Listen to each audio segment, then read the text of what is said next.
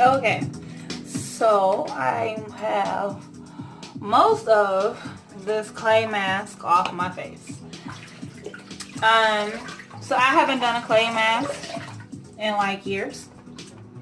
What is something that I can totally recommend to anyone who is hairy? Because I'm hairy, y'all. I'm very hairy. It doesn't take much for me to turn red. The camera actually has me a little bit redder than I actually am.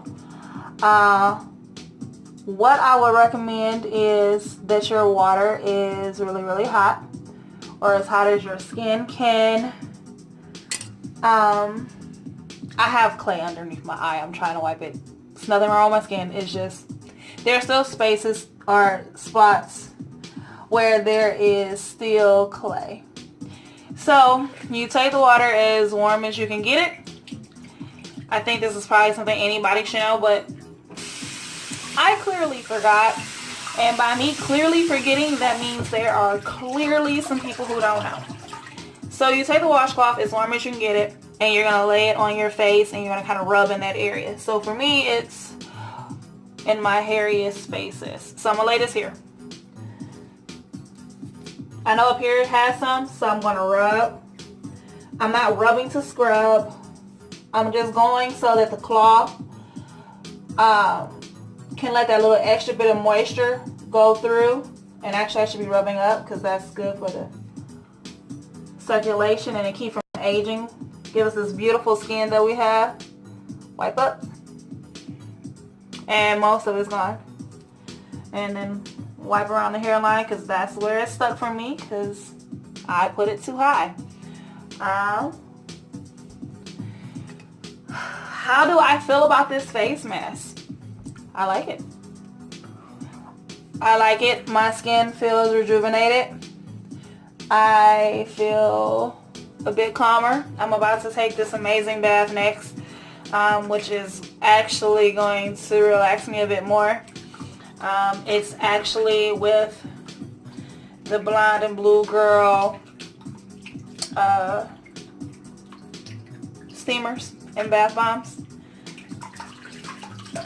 But as far as this, the CrownsOn clay mask, is it a win? It most definitely is. My skin is a bit dry, but I have the lavender shea butter,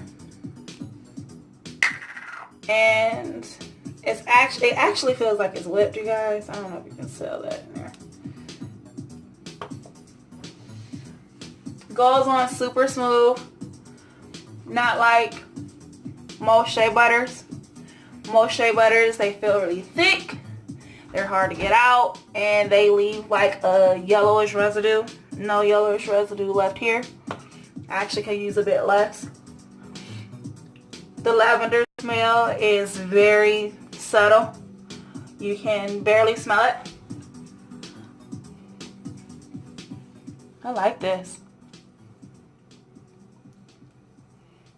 Oh yeah, I like this a lot. And for me, this is the dry area in my skin anyway.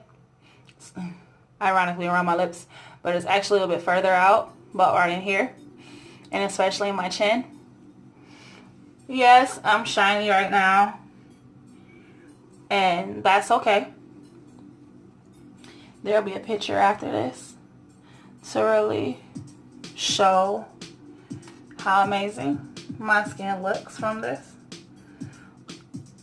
But you always want to follow washing your face, especially a clay mask, with a good moisturizer. And shea butter is definitely a go for it.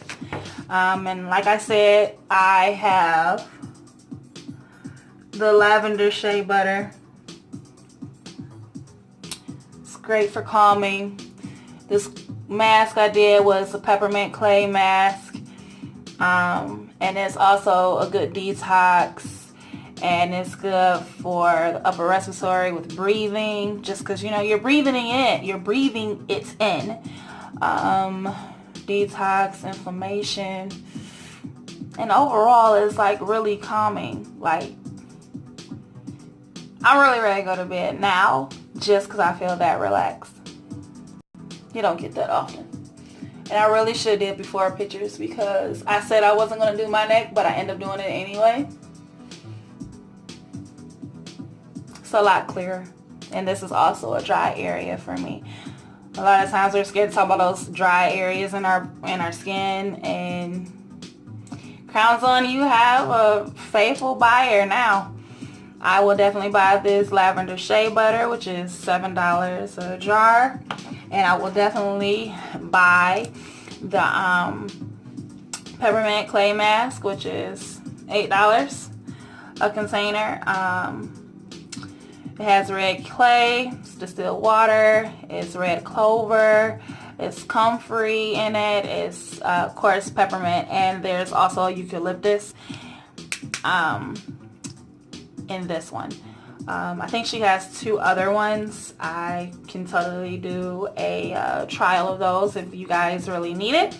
But I will also give you the link to her webpage. It'll be below so that you too can order your face mask and your moisturizer for afterwards. Blonde Blue Girl approved. Later, y'all.